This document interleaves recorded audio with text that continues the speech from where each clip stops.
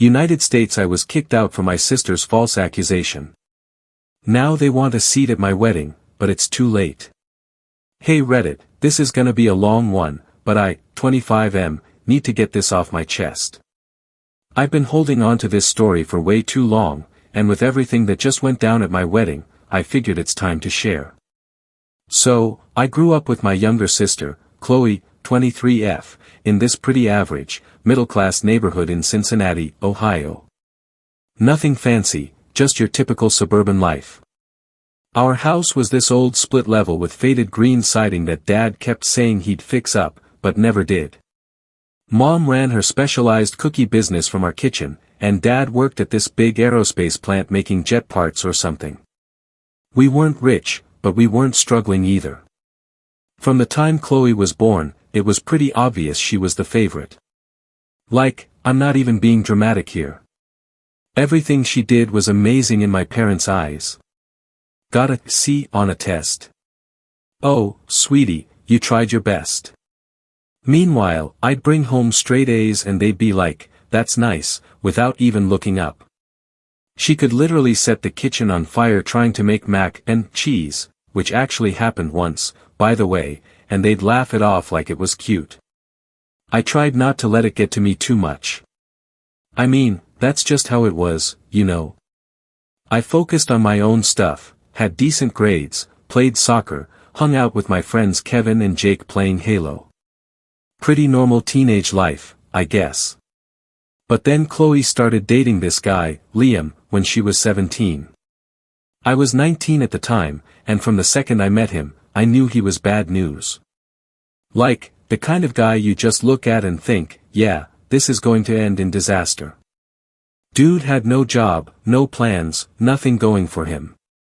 Just hung around all day doing a whole lot of nothing.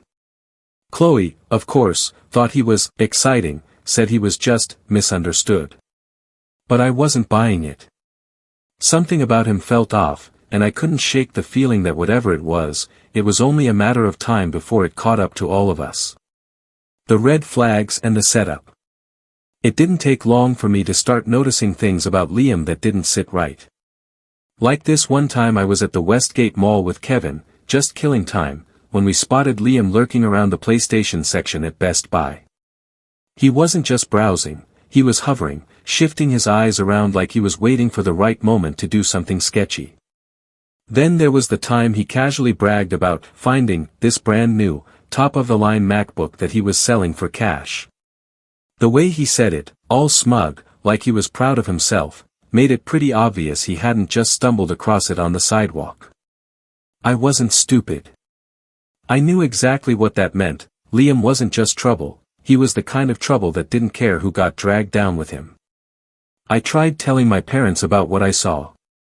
Like, I actually sat them down one night after dinner and was like, hey, I don't think Liam's a good guy. I think he's boosting stuff. You know what they said? Mom goes, don't be jealous just because your sister has a boyfriend and you have no one. And Dad's like, Chloe's a smart girl. She knows what she's doing. They usually hated all her previous boyfriends, and there were quite a few, but for some reason, they just didn't want to see how sketchy Liam was. Chloe changed after she started dating him, too. She used to be kind of annoying, but mostly okay as a sister. We'd watch The Office together sometimes, share snacks, normal sibling stuff.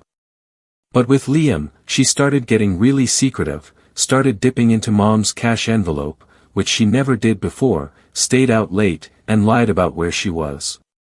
Classic bad influence boyfriend stuff. The weird part was how my parents just ignored all the red flags. Liam would show up at midnight honking his horn, and they'd let Chloe go out with him. He'd come to family dinner obviously high, red eyes and everything, and they'd act like everything was fine. I remember this one time, maybe a few months before everything went down, I caught Liam trying to get into our neighbor's car. It was like 2 a.m., and I was up late gaming. Saw him through my window using some kind of tool on their car door. When I confronted him about it the next day, he tried to play it off like he was just checking if they were locking their cars because he was worried about their safety. Yeah, right. Told my parents about that too. Know what happened? Nothing. Mom said I was trying to cause trouble, and Dad told me to mind my own business. Meanwhile, Chloe's defending him, saying he was probably just getting something she left in their car, which made zero sense cause she'd never even been in their car. The accusation and the exile. So, after all that stuff with Liam getting worse, things really went south around March 2018. I remember the date, cause it was right after my birthday. I was working night shifts at this Amazon warehouse trying to save up for Cincinnati State Community College. Usually got home around 11 p.m., would game for a few hours to wind down, then crash. This one week, stuff started disappearing from our house. First it was Mom's fancy jewelry, this gold locket her grandma gave her, some expensive rings, that kind of thing. Mom was upset but figured she just misplaced them somewhere. Then Dad's nice Tag Heuer watch went missing. He got it for working 20 years at the plant. He actually accused me first, saying I must have taken it cause I was always asking him for money. I literally never did, I had my own job. Then the electronics started disappearing, our iPad vanished, then Mom's laptop she used for her cookie business. The weird thing was, nothing in the house was messed up, no broken windows, no forced doors. Obviously, someone with access to the house was taking stuff.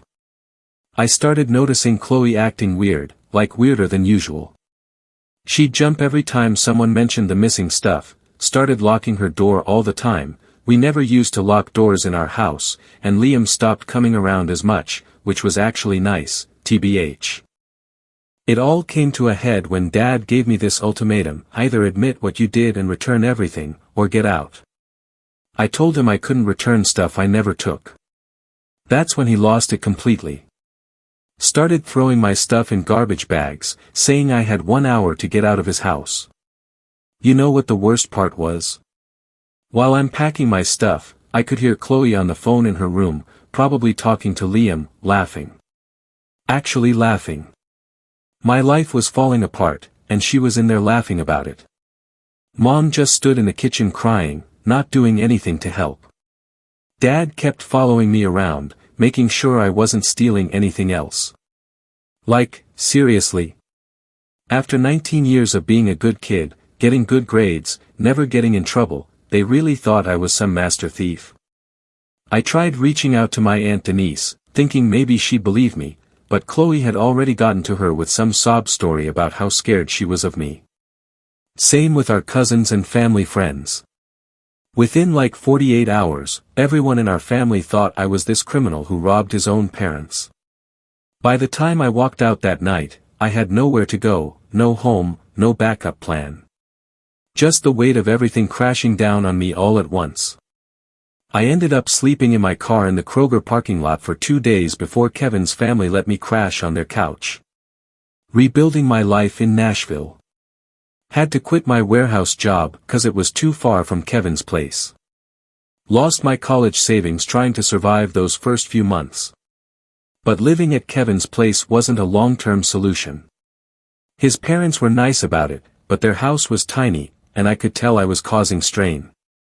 Mike's family let me stay with them for a bit after Kevin's, but same deal, couldn't find work nearby. Spent 2 months bouncing between friends' couches, trying to make myself as small as possible. Finally caught a break when this guy, Ryan, Jake's older brother, told me about a job opening at his friend's auto shop in Nashville, Tennessee. It was just basic stuff, answering phones, scheduling appointments, data entry. Paid minimum wage, but honestly, I would have taken anything at that point. The shop owner, Marcus, was actually decent. Didn't care about my history, cause Ryan vouched for me. He let me sleep in the break room for a few weeks until I saved enough for a security deposit. I found this tiny studio apartment above a pizza place, basically just a room with a bathroom and a hot plate, but it was mine. I started rebuilding my life from there. Got promoted at the shop to service advisor after 6 months. Made some new friends at work who didn't know about all the drama. Even started taking some online classes when I could afford it. The whole time, my sister and parents were out there living their best lives like I never even existed. No one checked in.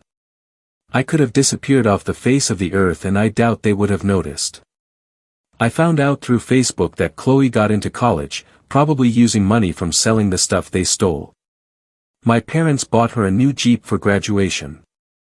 Meanwhile, I'm eating ramen every night trying to keep my electricity on. I found out from a mutual friend that Liam got arrested, but not for any of the stuff I had suspected. Nope. He got caught breaking into cars at the movie theater parking lot, like the absolute genius he was. It wasn't even some big dramatic police chase or anything. Security spotted him messing with a car door, called the cops, and he was dumb enough to still be there when they showed up. Classic Liam move.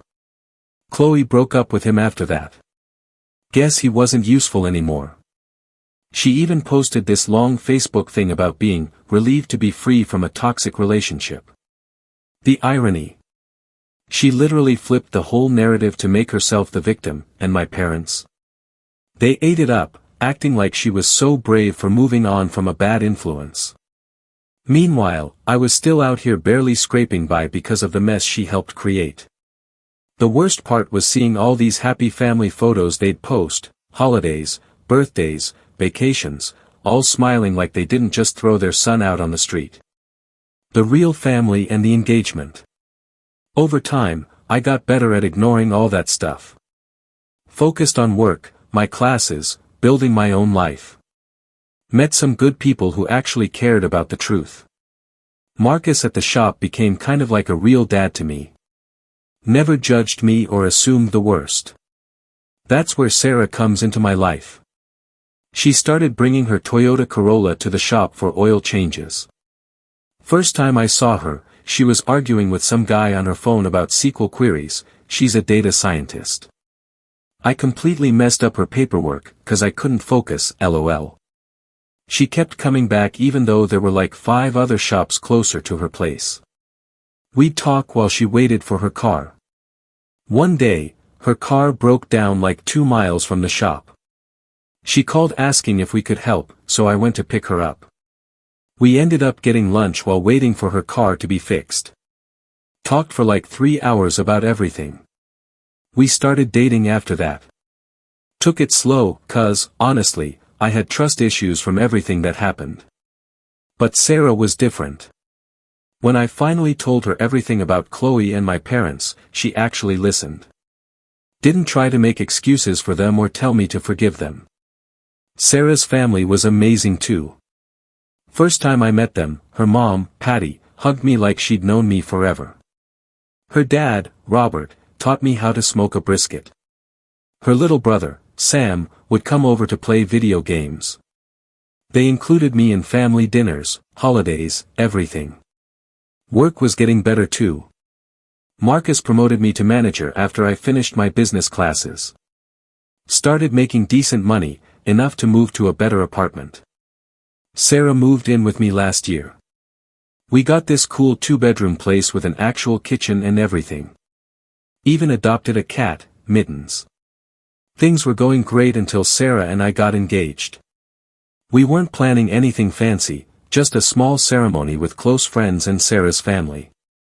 We posted about it on Facebook, 'cause Sarah was excited to share the news. That's when everything exploded again. My cousin Beth saw the post and told my parents. Next thing I know, my Aunt Denise is messaging me about how hurt they are that they had to find out through Facebook. Like, what did they expect? We hadn't talked in 6 years. The messages kept coming. Mom telling relatives I was breaking her heart by excluding family. Dad having people tell me I was being childish, holding on to the past. Chloe posting these long statuses about missing her brother and wanting to heal. Then they started changing their story. First it was, "You're remembering things wrong." Then, "We were just trying to help you learn responsibility." And finally, "You're making Chloe feel bad about old misunderstandings." I got this email from Chloe saying she was in therapy now and wanted to make amends. Said she had something important to tell me about what really happened. Sarah thought it was a trap, but I agreed to meet them. Figured after 6 years, maybe they'd finally admit what they did. The confrontation at the diner. So, I agreed to meet them at this Waffle House near my place. Picked somewhere public, just in case. Sarah waited in her car outside, 'cause she didn't trust them. Smart girl. They showed up 20 minutes late, Mom, Dad, and Chloe. Dad tried to hug me, but I stepped back. Mom was already crying before they even sat down. Chloe just stared at her menu like it was the most interesting thing ever. Nobody talked for like 5 minutes, just awkward silence. Finally, Dad starts with this speech about how time heals all wounds, and how family needs to stick together. I just sat there thinking about how they didn't care much about family when they kicked me out. Then Chloe starts crying. She always does this when she wants attention, says she needs to tell me something important. Apparently, Liam was the one who stole everything. He'd been stealing stuff for months, which, yeah, obviously, I already knew that part. But here's the messed up part, they all knew the whole time. Mom and Dad found out like 2 weeks after they kicked me out. Liam got caught trying to break into someone else's house and confessed to a bunch of robberies, including our stuff. You want to know why they didn't tell me? Why they let me be homeless and struggle for years? Because they were protecting Chloe's future. They were worried if people found out her boyfriend was the real thief, it would make her look bad in front of the family. Are you kidding me? Mom tried explaining how they did what they thought was best, said they figured I'd land on my feet, 'cause I was always the responsible one. Dad kept saying they meant to tell me sooner, but time got away from them. 6 years got away from them. Chloe's excuse was even worse. She said she was scared of Liam back then, yeah right, and that's why she went along with blaming me. But then she stayed quiet all these years, 'cause she was embarrassed and didn't know how to tell the truth. I asked them straight up, if I hadn't gotten engaged, would you have ever told me? They all got quiet. That was answer enough.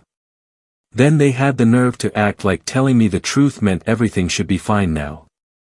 Dad started talking about walking Chloe down the aisle at my wedding, WTF. Mom was going on about helping Sarah with wedding planning. Chloe asked if she could be a bridesmaid. That's when I lost it. I told them exactly what these 6 years were like, sleeping in my car, losing my job, struggling to pay for food while they were buying Chloe a new Jeep, having relatives tell me I should apologize to them. Mom tried saying, we can't change the past, and we need to move forward as a family. Dad pulled the, but we're still your parents, card. Chloe just kept saying, sorry, over and over like it would fix anything. I told them they weren't invited to the wedding. Dad got mad, saying he had a right to be at his son's wedding. I laughed and asked, where was that right when you threw me out? Where was it during all those Christmases and birthdays you celebrated without me? They started getting loud, Dad saying I was being unreasonable, Mom crying harder, Chloe trying to get random people in the restaurant to side with them. Super embarrassing. That's when Sarah came in. She was watching through the window. She just stood there and said, I think it's time for you to leave. The way she said it, so calm, but like ice cold, they actually shut up. We got up to leave, and that's when Chloe grabbed my arm, said they'd come to the wedding anyway, 'cause family belongs together. I looked her dead in the eyes and said security would throw them out if they tried. Mom started wailing about how I was breaking her heart. Dad threatened to tell everyone my side of the story. I told them to go ahead. I had nothing to hide anymore. Sarah and I left them sitting there. She drove us home because I was shaking too bad to drive. Didn't even realize I was crying until we got back to our apartment and Mittens came to check why I was upset. Wedding crashers and the final cut. After that disaster, my family went full crazy. They started this smear campaign, telling everyone who would listen about how I was tearing the family apart and refusing to forgive honest mistakes. We hired security for the wedding 'cause Sarah's brother, Sam, works in event security and said we definitely needed it. Smart move, 'cause they actually tried 3 separate times to get in. First attempt was during setup. Chloe showed up early pretending to be one of Sarah's bridesmaids. Security caught her trying to sneak mom and dad in through the back door. She actually had the nerve to tell them she was Sarah's best friend from college. Second time, dad tried coming through the main entrance in a suit, acting like he belonged there. Told the security guys he was father of the groom and his name must be on the list somewhere. When they wouldn't let him in, he started yelling about how he paid for my whole life, except, the 6 years I was homeless because of them. Final update, peace and the new normal. Hey everyone, a lot of you asked for an update after my last post about the wedding situation blew up. First, thanks for all the NTA votes and support. Reading your comments helped me feel less crazy about this whole thing. It's been 3 months since the wedding. Life's actually pretty good when you cut toxic people out. Sarah and I bought a house. Nothing fancy, but it's ours. The drama didn't totally end, though. My parents tried this new strategy where they're telling everyone they're worried about my mental health, and how I'm still traumatized from my troubled years. They actually sent Sarah's parents this long email about how they should encourage us to seek family counseling. Sarah's mom, Patty, just forwarded it to us with LOL as the only comment. Chloe showed up at my work again last week. Marcus saw her in the parking lot and told her to leave before I even knew she was there. She left this letter on my car, though. 4 pages of how she can't sleep at night, knowing what she did, how she sees a therapist now and understands her toxic patterns. The letter did explain some new stuff, though. Liam was dealing drugs back then, not just stealing. Chloe knew about it and was using too. That's why she was so desperate to cover for him. She was worried our parents would find out about the drugs. She wrote that she's clean now and working on herself. Good for her, I guess, but doesn't change what happened. The best part about all this is how my real family, Sarah's family, but they're mine now too, has handled everything. Ron and Patty invited us over for Sunday dinners every week. Sam and Maya include me in their stupid sibling group chat. Works good, too. Marcus promoted me to regional manager last month, going to be overseeing 3 new shops. Kevin and Jake come by for game nights every Thursday. I got this long text from my cousin Tim yesterday saying I should be the bigger person and rebuild bridges. Told him the bridges weren't just burned, they were nuked from orbit when they let me be homeless for 6 years. He said I was being dramatic. Blocked him, too. Mom's side of the family is planning some big reunion next month. They sent an invitation through Sarah's work email. Creative, but still blocked. The card said, "Family is forever and time to heal old wounds."